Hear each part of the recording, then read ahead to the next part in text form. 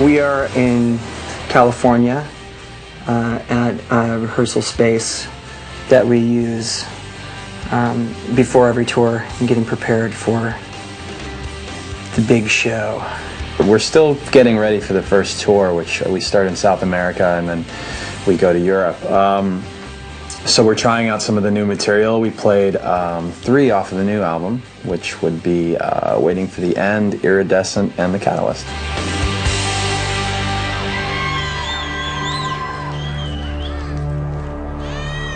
Alright guys, let this be the catalyst of a great touring cycle. Alright. The awkward like, nope, that's all I can. Right back in, I can't. like we never missed a day. Yep. It's just right back to where we were when we left the tour off the last time. Well, I think the best thing to do is probably try to not expect anything, to not go into listening to the album with expectations other than I hope the songs are good.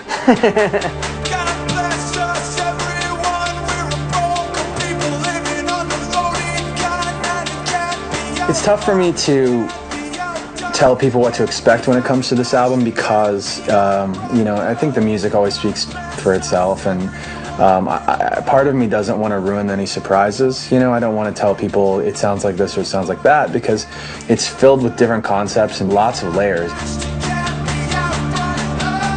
Just from like a technical standpoint, it's more layered than anything we've done. With that said, I think that when people listen to it, they might pick up on different layers as they listen to it, and that just, you know, makes it easier for people to pull different things out of it, yeah, conceptually.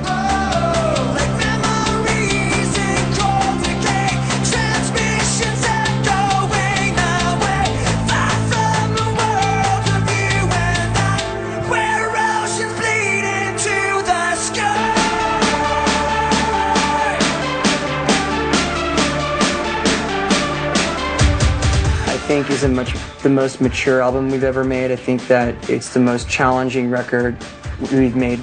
You know, there's some technical stuff on the album that's challenging, but I mean challenging in the sense that we really approached the song arrangement, the writing of the songs, lyrics, melodies, in a much more free mind and free spirit kind of way.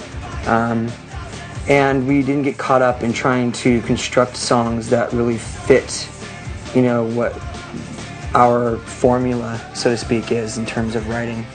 And by doing so, we really, I think, allowed a lot of elements that have always been in our music to take more of a upfront role.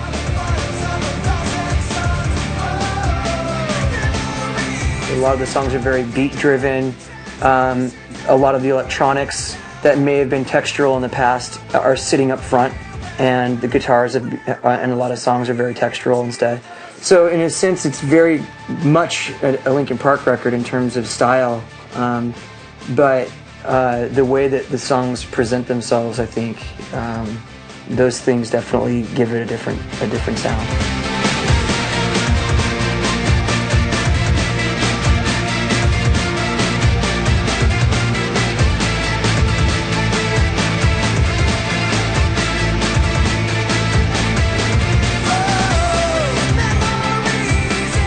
The reason why I think The Catalyst works as a lead single is that it definitely offers up a different taste of Linkin Park. You know, it's got a really strong hook that runs through the whole song. It does fall out of the norm a little bit in terms of the structure. You know, it really changes tempo and changes emotion, you know, 2/3 of the way through the song.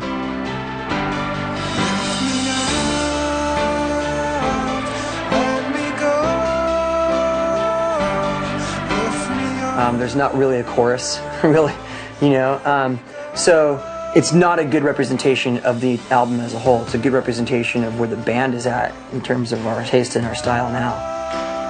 But it's kind of, I would liken it to picking a chapter in a book and reading the chapter and then going, oh, I know what the whole story is.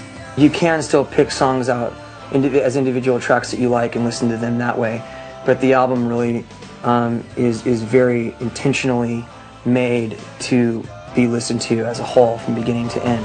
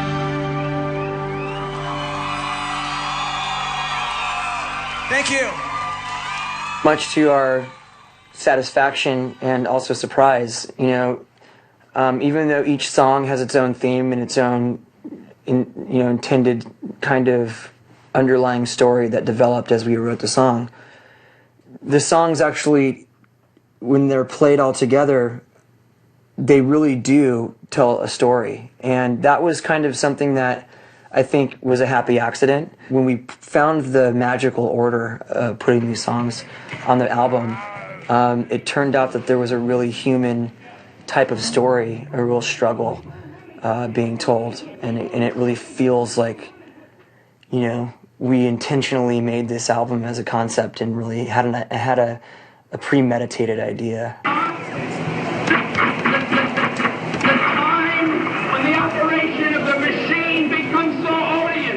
Like when I think concept record, I think Tommy, or I think The Wall, or I think like, rock operas and stuff like that.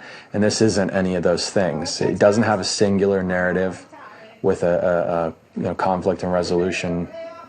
It's more built on, just various loose concepts, and it evolves over the course of 48 minutes. So that is to say that it's kind of more abstract than it is narrative.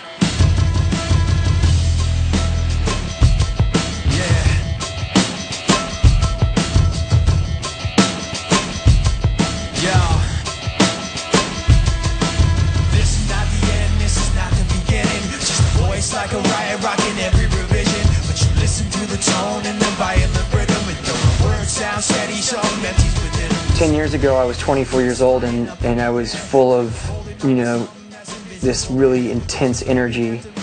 And, now I think I'm more passionate than intense nowadays.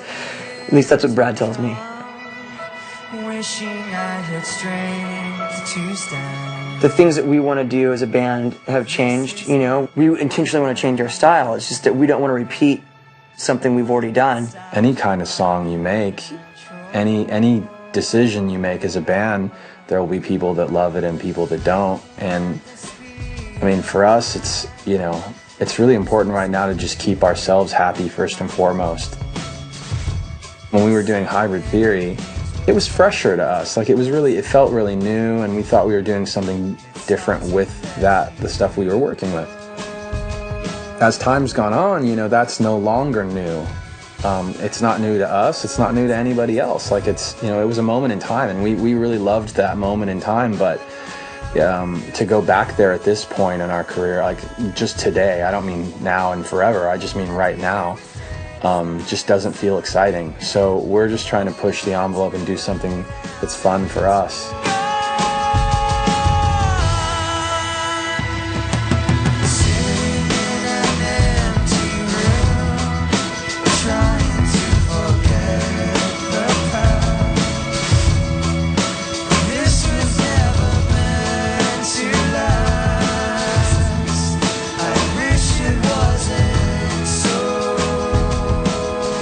I think it's definitely important to us to really kind of force things in a new place, because it's easy to fall back on things that are comfortable, we want a heavy chorus. Let's grab the 7-string and throw some killer distortion on that, and it'll be big.